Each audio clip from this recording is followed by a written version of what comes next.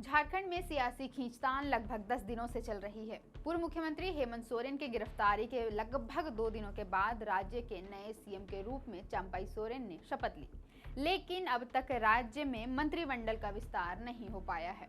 CM के शपथ के दूसरे दिन से ही कैबिनेट विस्तार को लेकर चर्चाएं तेज हैं, लेकिन अब तक इस मामले में कोई भी अंतिम निर्णय नहीं लिया गया है। हालांकि ताजा अपडेट्स के अनुसार आगामी 16 फरवरी को झारखंड में मंत्रिमंडल का विस्तार और मंत्रियों का शपथ हो जाएगा।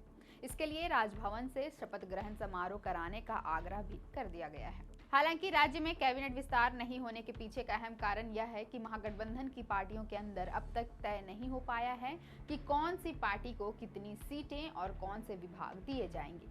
कैबिनेट में राजद कोटे से सत्यानंद भोक्ता को मंत्री पद दिया जा चुका है और अब झामुमो और कांग्रेस के मंत्री बनाए जाने हैं। और रिपोर्ट्स की माने तो दोनों पार्टियों से पुराने मंत्रियों को बदलने की भी बातें चल रही है।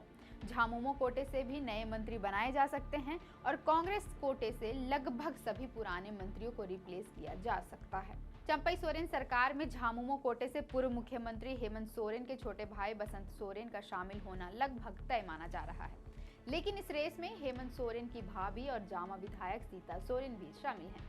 हालांकि शिबू सोरेन परिवार से किसी एक को ही कैबिनेट में जगह मिल पाएगी। ऐसे में राजनीतिक गलियारों में चर्चाएं तेज हैं कि सीता सोरेन का कैबिनेट में शामिल होने को लेकर संशय की स्थिति है। अगर झामुमो की बात करें तो नए मंत्रिमंडल में हेमंत सोरेन सरकार में मंत्री रहे जोबा मांझी, मिथिलेश ठाकुर, हफीजुल हसन को मंत्री पद मिलना लगभग तय माना जा रहा है। लेकिन इसके साथ ही झामुमो के अंदर नए विधायकों को भी मंत्री पद मिलने की बात चल रही है, जिसमें लातेहार विधायक वैद्यनाथ राम, जुगसलाई से विधायक मंगल कालिंदी और गिरिडीह विधायक सुदिव्य कुमार सोनू का नाम आगे चल रहा है। वहीं अगर कांग्रेस कोटे के मंत्रियों की बात करें तो सूत्रों के अनुसार हेमंत सरकार में वित्त मंत्री रहे रामेश्वर उरांव के मंत्री पद जाने की संभावना जताई जा रही है। डॉक्टर रामेश्वर उरांव के रास्ते में उनकी उम्र बाधा बन सकती है।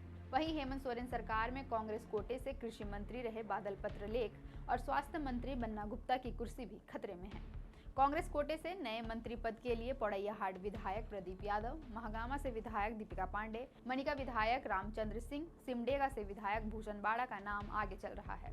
मंत्रिमंडल विस्तार को लेकर सीएम चंपई सोरेन और कांग्रेस कोटे से मंत्री आलमगीर आलम के बीच बातचीत हुई है। रिपोर्ट्स के अनुसार चंपई सोरेन सरकार में विभाग बंटवारे को लेकर गठबंधन में पुराने फॉर्मूले के हिसाब से ही काम होगा। गठबंधन को जिस दल के पास जो विभाग था वही रहेगा।